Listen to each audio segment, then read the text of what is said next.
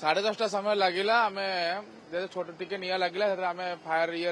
तांकर जो थिला तांकर जो दुकान जो थिला से महल रे आमे लगेले से खोलिलानी तो व्यापक है अग्नि विभाग सांगे सांगे 10:30 समय खबर देला 5 मिनिट रे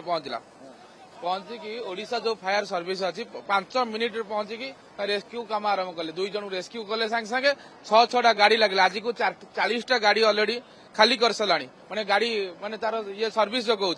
धन्यवाद दौची अग्नि विभाग जो कर्मचारी माने राति तमाम देवदूत साथी जो भाई भाव परिश्रम कर जो भाई भाव निज जीवन को बाजी मुझे देखुଥିଲି 2-3 जन राति तमाम आम अच्छु 2-3 जन असुस्थ हो गले कर्मचारी माने निज जीवन को बाजिले से कोटि कोटि प्रणाम जनाऊँ मु निवेदन कर सरकार को आपर गोटे तदंत करा कारण कौटना कौटी फायर सेफ्टी नथिबा कारण आज कोटि कोटि टका लॉस करागला आज आज गवर्नमेंट लॉस होची से लोकर भी लॉस हो लोक शॉपिंग मॉल को निवेदन कर सरकार को आपर तदंत करी तुरंत आपण केते समय हला देखुछते निया नियंता के हम देखु 10:30 रात निया जली चलती एपर्यंत भी बंद होने कर्म अग्निशम बहुत चेष्टा कले 40टा गाड़ी सरीला आज्ञा तथा पानी निया लिभुने पर्यंत